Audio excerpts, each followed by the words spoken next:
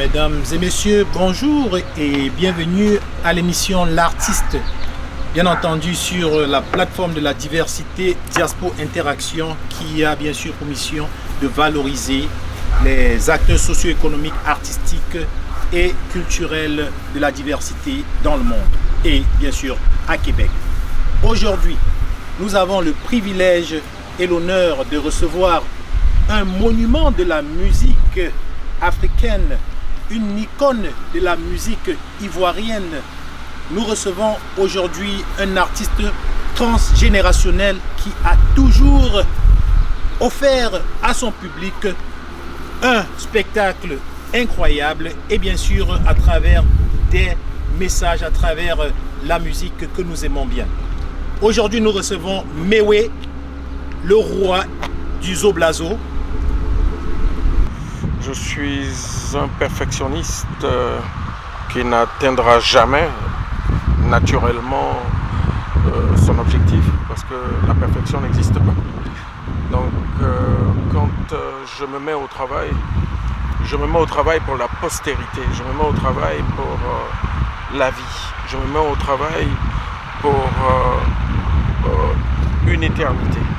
Parce qu'aujourd'hui, pour prendre l'exemple par exemple d'un grand artiste que j'ai beaucoup aimé et que j'aime toujours, qui est Bob Marley, autant d'années après sa mort, on continue à nous satisfaire de son travail, on continue à vraiment apprécier le travail qu'il a battu il y a 20 ans, 30 ans, 40 ans en arrière.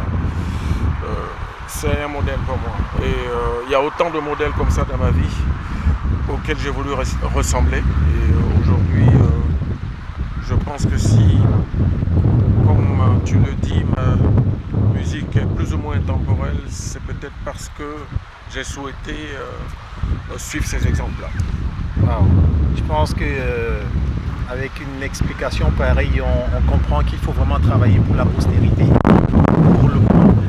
Alors, on est à Québec et on est sur le stade Champlain et tous les fans de Québec ont toujours rêvé d'avoir Méwé. Alors, vous avez donné un concert explosif vendredi. Alors, Méwé, Québec, qu'est-ce que vous en pensez après ce concert? Mais c'est un paradis terrestre, comme il en existe autant en Afrique. Il n'y a pas qu'en Amérique, il n'y a pas qu'en Europe, il n'y a pas qu'en Asie, il n'y a pas qu'en Océanie, il y en a aussi en Afrique. Seulement la différence, c'est que nous, on n'exploite pas nos richesses. On s'en fout un peu. Et aujourd'hui, voir ce qui se passe quand on a naturellement ça en Afrique, j'ai dit, bon Dieu, ça donne des idées, pourvu que ceux qui sont censés faire le travail fassent leur travail. Et je suis très heureux de découvrir Québec, c'est la première fois que j'arrive ici. Et j'avoue que j'adore. J'adore le cadre de vie, la qualité de vie. On sent qu'on respire vraiment de l'oxygène dans ce pays. Mais l'oxygène, et vous, c'est comme si vous étiez venu nous redonner un peu plus de votre oxygène. Absolument. Donc, comment avez-vous trouvé votre public de vendredi? Comment il était? Exceptionnel, parce que c'est la première fois déjà que je le rencontrais. Évidemment, quand on arrive pour la première fois dans un endroit, on appréhende un peu ce qui va se passer. J'ai été agréablement surpris. Parce que généralement, quand je chante, les gens bougent sur place. Mais là, les gens n'ont pas bougé sur place, ils se sont déplacés pour bouger avec moi sur scène. Ouais. Et c'était exceptionnel, j'ai vraiment beaucoup aimé. Et j'espère revenir très très bientôt pour un public encore plus important, élargi à la forte communauté, non seulement africaine, mais à la forte communauté du reste du monde aussi. Et ça sera un plaisir de faire connaître cette musique-là, qui est une musique inspirée de la tradition africaine que j'essaie de promouvoir depuis bientôt 30 ans de carrière. 30 ans de carrière. 30 ans de carrière avec beaucoup de lauréats, de titres, plusieurs titres, professeur Awolowo. Pour ceux qui nous écoutent aujourd'hui, savoir en quelques mots, mais oui, comment il se définit lui et bien sûr par rapport à sa carrière musicale. Mais c'est vrai que beaucoup de lauriers après, aujourd'hui, si je dois me définir, je dirais que je suis cet Ivoirien-là qui a voulu faire la révolution d'abord dans son pays et au-delà de son pays pour le continent africain et qui aujourd'hui a un niveau qu'il n'a jamais espéré parce que je ne m'attendais pas à ça, traverser déjà les frontières de mon pays. Aujourd'hui je traverse les frontières de mon pays pour traverser les frontières du continent africain. Je traverse le continent africain pour traverser les frontières du continent européen jusqu'en Amérique aujourd'hui. Je suis au-delà du bonus, je suis au-delà des extras. Et je dis encore une fois merci à celui qui est au-dessus de moi. Et merci à tous ceux qui me soutiennent, à mes fans, de faire de moi ce que je suis. Je me définis comme un africaniste, quelqu'un qui a toujours voulu œuvrer pour la musique typique, inspirée de la tradition. Et aujourd'hui, voir que cette musique typique, inspirée de la tradition, est appréciée au-delà de nos frontières, je ne suis que satisfait, même plus que satisfait. Voilà. Aujourd'hui, au regard de ce qui se passe en Afrique, quel rôle politique assignez-vous à la musique dans un contexte de réconciliation nationale? Bon, déjà, quand on parle de musique, il faut isoler cette corporation-là par rapport à la politique. On ne fait pas bon ménage du tout, c'est clair. Maintenant, si on peut apporter quelque chose, parce que des deux entités, s'il y a une qui se rapproche de l'unanimité, c'est la musique, c'est pas la politique. Donc ils ont plus besoin de nous que eux deux. N'empêche qu'aujourd'hui, on a toujours besoin d'un plus petit que ça. Et même s'ils sont petits, qu'ils viennent vers nous, parce que je crois que le problème de l'Afrique, c'est pas les Africains de la rue, c'est pas les Africains qui composent les populations, c'est les Africains qui sont dans les bureaux d'État, ceux qui foutent le bordel dans nos vies. Et ceux-là doivent se rapprocher de nous, pour composer avec nous, non seulement pour nous écouter, s'inspirer un peu de nos réalités avant de poser leurs actes. Parce que tout qu'on fait, les patrons, c'est nous, ce sont les populations. Ils sont censés travailler pour nous, pas travailler pour eux. Et aujourd'hui, on en est là parce que voilà, c'est l'inverse qui se produit. Et vraiment vivement que les populations en Afrique aient la parole. Parfait. Vous avez aujourd'hui tellement de fans à travers le monde. On s'est rendu compte, je me rappelle, vous avez fait un magnifique duo avec Monique Seka.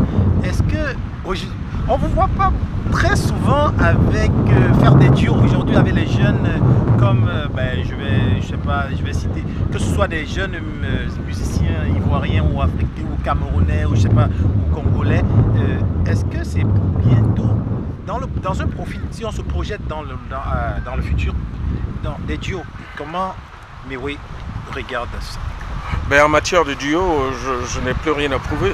Je suis l'un des artistes ivoiriens et même africains à en avoir fait autant.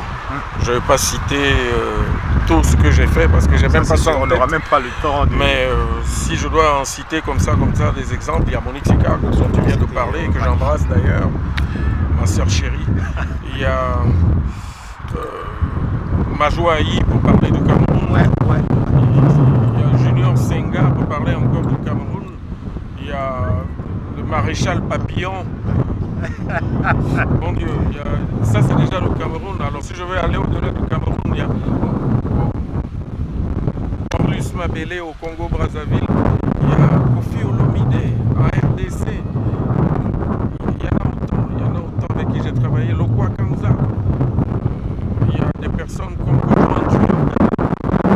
J'en ai fait tellement. Donc je pense que j'ai plus rien à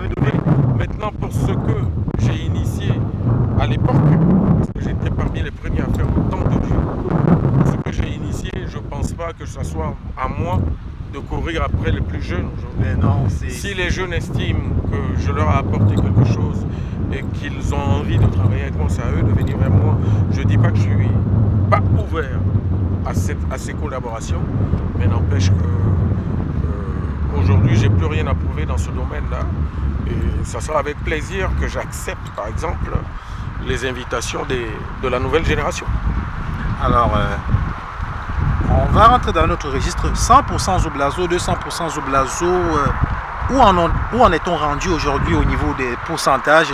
Oh, c'est terminé ça. C'est terminé. C'est terminé. C'est terminé. Bon, je pense qu'à un moment donné, faut pas s'endormir dans la routine. Oui. Ouais, je pense que on a fait autant de choses. Bon, je veux plus qu'on s'entende à ce que je vais faire. Ouais. J'ai fait 100%. Si on devrait s'attendre à 200% et à 300%, ça allait téléphoner. À un moment donné, j'ai dû arrêter pour dire que bon, il faut qu'on passe à autre chose. Et aujourd'hui, si vous n'entendez plus parler de Rocky 2, Rocky 3, Rocky 4, c'est parce qu'ils se sont rendus compte que bon, ça commençait un peu à saouler. Pareil pour Terminator et tout ça. Donc c'est la même chose. Je suis passé à autre chose pour ça, pour m'éloigner de la routine, pour endormir mes fans. Et on est à autre chose maintenant. Je ne le regrette pas du tout. N'empêche que tous ces pourcentages collent un peu à ma peau, à ma discographie. Et ça m'a permis d'exister, ça m'a permis d'avoir une particularité dans ce que je fais. Votre discographie est très teintée de sonorités assez profondes en Afrique. Est-ce que ça vient du Grand Bassam ou alors des fanfares, les trompettes et tout? Ce qui fait une particularité. D'ailleurs, vous êtes presque le symbole du mouchoir blanc en Afrique. Est-ce que, en quelques mots, vous pouvez nous expliquer comment... Mais, je l'ai dit tout à l'heure, ma musique est inspirée de la tradition. J'ai fait une musique, c'est vrai qu'il n'existait nulle part ailleurs, mais je reconnais que je me suis inspiré de la tradition qui existait déjà. Donc rien n'est usurpé et rien n'est aussi plagié puisque je le reconnais. Maintenant, j'ai voulu, à travers cette musique-là, ne pas me cantonner qu'à la Côte d'Ivoire. C'est pour ça que je suis sorti de la Côte d'Ivoire pour aller vers d'autres pays. Aujourd'hui, quand je chante les Bamileke, par exemple, au Cameroun, c'est pour justifier cela. C'est pour dire que je suis un Africain avant d'être un Ivoirien. Et maintenant, dans ce contexte-là, faire en sorte que la mission qui m'est assignée soit élargie à tous les pays d'Afrique. Faire aujourd'hui du Benskin est pour moi normal. Faire demain du Mbalar sénégalais est pour moi normal. Faire de la rumba ou du soukous congolais, ça sera normal. Et je n'en ferai jamais la fine bouche. Alors, presque pour terminer, on a encore 3 questions. Dans un futur proche, les derniers albums de Mewe, est-ce que on peut s'attendre à quoi? Mais j'ai pas pour habitude de vendre la peau de l'ours avant de l'avoir tué. Je suis quelqu'un qui aime surprendre. Je suis quelqu'un qui aime accorder du suspense, des émotions à mon public. Ne comptez pas sur moi pour dévoiler ce qui va se passer demain. Ok. Mais il y a beaucoup de jeunes qui rêvent aujourd'hui d'être comme vous. J'aimerais que vous leur donniez quelques secrets. Parce que, non seulement des secrets musicaux, mais aussi, quand on vous regarde l'autre jour, et d'ailleurs tout le temps, on a l'impression que vous avez 18 ans. Le secret de votre éternelle jeunesse, c'est moi-même multiplié par 3. Alors, c'est ça la question actuelle. Oh, il n'y a pas de secret. Il faut toujours bien faire ce qu'on fait, c'est tout. Pour moi, il n'y a pas de secret. Dans tout métier qu'on fait, il n'y a pas que la musique.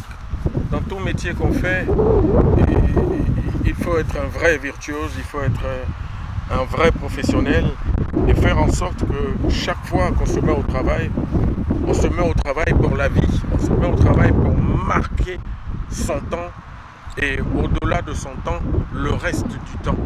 Et pour moi, la musique, c'est pas un phénomène de mode. Non.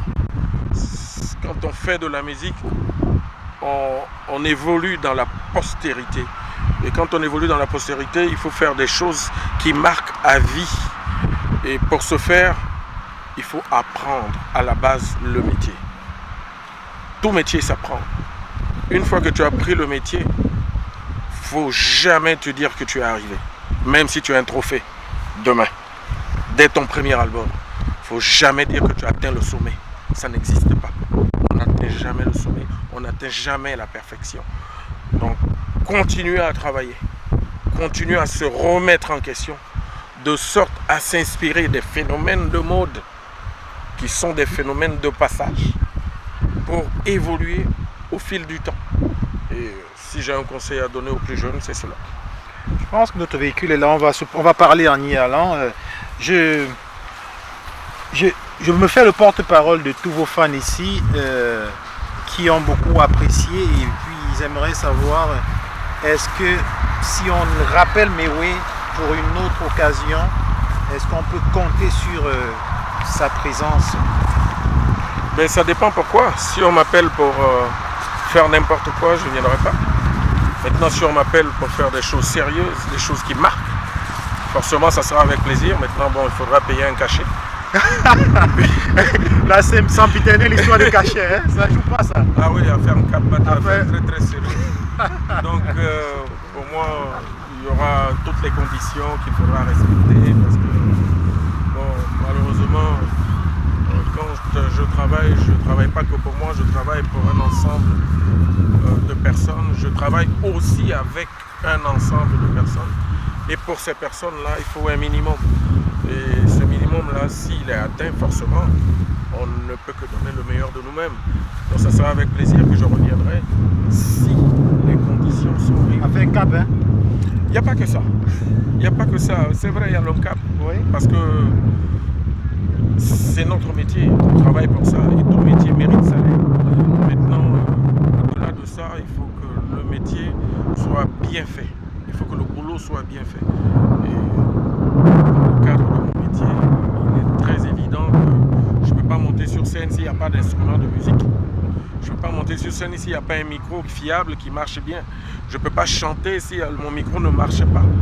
Donc il faut que toutes ces conditions-là soient réunies afin que mon travail soit bien fait.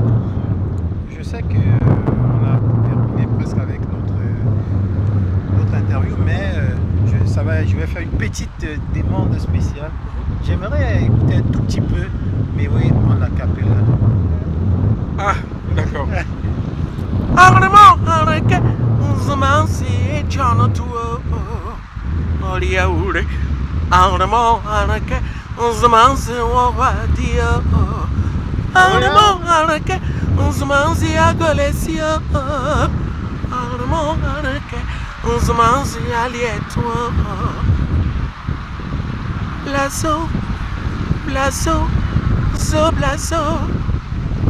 On a gagné. Merci beaucoup. Waouh. Alors, on va aller à la voiture. C'était l'émission L'artiste, bien sûr, sur Diaspora Interaction, la plateforme de la diversité. Sûrement, peut-être que Mewé dira un mot pour terminer sur Diaspora Interaction. Et on vous donne comme ça rendez-vous avec le prochain artiste qui sûrement aura toujours des belles nouvelles pour vous. N'oubliez surtout pas de liker nos pages. N'oubliez surtout pas de nous suivre pour nous permettre comme ça de valoriser les artistes, de valoriser les acteurs socio-économiques, politiques et culturels. Et surtout, suivez-nous sur Diaspora Interaction. Mais oui, un mot pour Diaspora Interaction pour terminer. J'ai été très heureux de partager ces instants inoubliables parce que c'est la première fois à Québec avec toi, Florent, avec toute ton équipe. Merci au caméraman qui est derrière parce que c'est les gens de l'ombre. On les salue jamais assez. Merci infiniment. L'empereur. C'est un empereur. L'empereur britannique. Tu as beaucoup de chance qu'un empereur soit derrière une caméra pour toi. Donc tu es plus qu'un empereur, toi.